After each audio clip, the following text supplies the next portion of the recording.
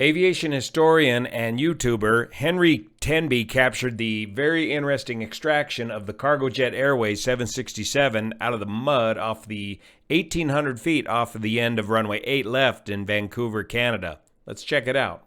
Henry was able to get some pictures of the 767 stuck in the mud off the end of the runway. Remember, after the prime air crew declared a pan-pan for a leading edge asymmetry problem, landed fast, and ended up sliding off the end of the runway by 1,800 feet. In a couple of his good close-ups, we can see the main wheels dug in right up beyond the axles in the mud and grass. The crew's coming up with a plan in order to get the aircraft extricated, and the nose gear buried all the way up to the fuselage. But in his video, you can see both engines still windmilling in the breeze, and only two spoilers sticking up out of the wing. And we're looking at the leading edge slats here on the inboard leading edge slats versus the outboard leading edge slats, and looking at perhaps the asymmetry that the crew detected. But the fact that I don't see any other spoilers deployed, even though those spoilers may have been retracted once the aircraft came to a stop, and I don't see any indications of the engines having gone into reverse thrust, indicates to me that I think this crew was dealing with a bigger hydraulic problem than simply just a leading edge slat asymmetry.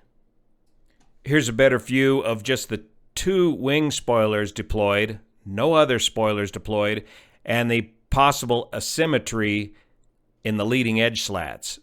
Inboard leading edge slats versus outboard leading edge slats, or inboard right leading edge slat versus inboard left leading edge slat. And a lot of mud kicked up onto the top of the wings, presumably from the nose landing gear. I don't see a lot of damage to the bottom of the engine cowlings, even though the aircraft is resting now on the engines, or at least the bottom of the engine cowlings. Another BLANCOLIRIO viewer sent me these pictures he was able to take from the air of the aircraft sitting off of the end of the runway. It appears that there is no E-mass structure here off of the end of the runway at this time. In fact, they hardly need it when you've got the grass, the muddy grass to slow you down, the natural E-mass of the soggy turf over here.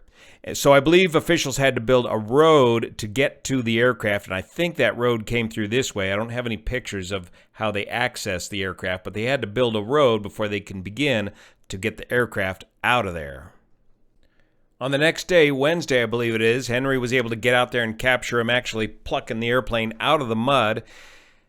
It looks like they were able to build a ramp for the nose gear and get the aircraft jacked up enough on the nose gear to get the nose gear out of the mud. They used a lot of pierced steel planking or Martzen matting from World War II.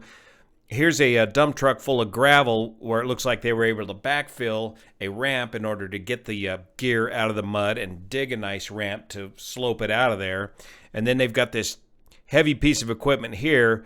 Looks like he's got a hold of the left main landing gear, and they've got the regular aircraft tug on the nose gear, and they're able to start moving the aircraft on top of this Martzen matting, a way of distributing the weight of the aircraft so it doesn't sink back into the grass. And here we can see the road they built off to our right. So pretty quick they were able to get this aircraft moving using this setup.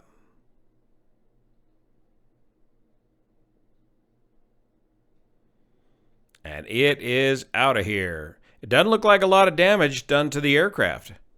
And if they're careful with this extraction and didn't tweak the aircraft or torque it or twist it or bend it, that airplane could be put back into service. Now, it's a 767 cargo hauler. It's kind of near the end of its life expectancy anyways, but depending on the needs and the economics of the whole situation, they could get this aircraft back into the air relatively easily, it appears to me, once they sort out what went wrong with the hydraulic system.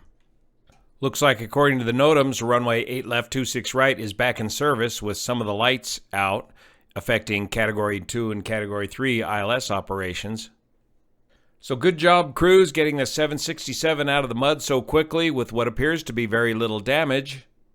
And good job, Henry Tenby, for capturing all this information here on YouTube. Go check out his channel, Jetflix. Looks like he also has several books for sale as well.